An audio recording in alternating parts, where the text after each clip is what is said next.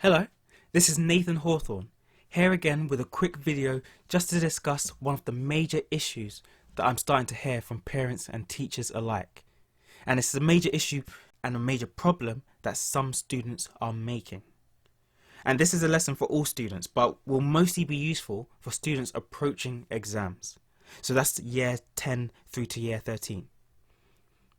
So I'm about to tell you the biggest mistake that you can make during the quarantine, during the lockdown, and I want you to pay attention because it's super important. The biggest mistake you can make during this time is to treat this quarantine, this lockdown, to treat it like a holiday, like an extended Easter break. This is such a dangerous way of thinking, it could literally cost you your academic future. What many students, and to be fair, some parents, have come to believe is that when the schools shut, it meant that the school year had ended. But school has not ended. Learning has not ended. The school building is shut, but the learning continues. Teachers and students are still both expected to be doing exactly what they were doing before. The teachers teaching and the students learning. Do not forget that. You see, in a short while, you'll be back in the classroom or in the lecture theatre, and you'll be expected to continue exactly where you left off from. If you were playing video games or watching TV the whole time, then you'll be ill prepared for the next stage in your life because you'll be starting off 2 or 3 months behind everybody else. So whether you're at a stage where you're going on to GCSEs or in the middle of your GCSEs or in the middle of your A-level exams or you're going on to further or higher education courses, you need to be prepared. Otherwise, there's going to be a massive gap between you and the students sitting next to you, or between your knowledge and what's being taught from the front of that classroom. So then what should you be doing now?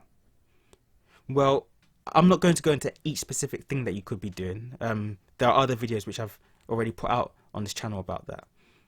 But the main thing you need to make sure that you're doing, simply put, is keeping to your school schedule. If you have a double art lesson at 8:30 in the morning on a Monday, then do double art at 8:30 on a Monday. If you have a music lesson like a clarinet lesson or a guitar lesson or a drum lesson that you normally have at school in the afternoon, on a Thursday say, on Thursday afternoon you should be practicing that instrument, you should be looking online, you should be going through your music books and making sure that you're getting that music lesson in. You see, this is a very unique time that we're living in right now, where even though there's a lot of bad stuff going on, there's also the fact that you are now more in control of your life than you probably usually are. Normally, in the morning you have to get up, you have to go to school, you have to spend your time there, and then you come back at the end of school. Okay, all of that is super structured. Now it's up to you to structure that as you will. So don't be silly, don't be wasteful. Just get yourself into a good routine. And 99% of the time, that will be your usual routine, the one that you had before school ended.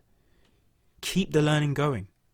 And don't forget that your teachers are still here to support you. We're still here sitting by our laptops, checking out emails, setting work for you. We're still here working for you. So use us. Okay?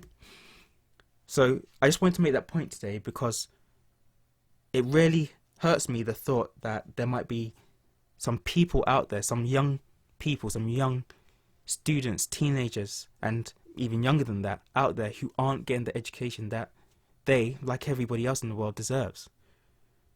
Those who have things being given to them, but aren't necessarily taking advantage of that, and the impact that that might have later on in their life.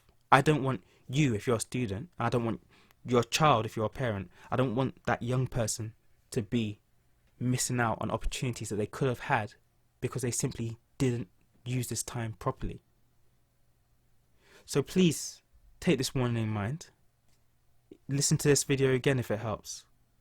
But just make sure that you're using your time properly. You're using your time wisely. That you're keeping up to date with your work. That you're using whatever online platforms your teachers have provided for you. Or that your parents have brought in to help you along.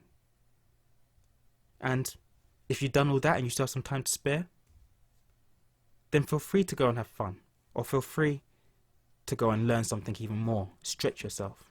It's up to you. But make the right choice.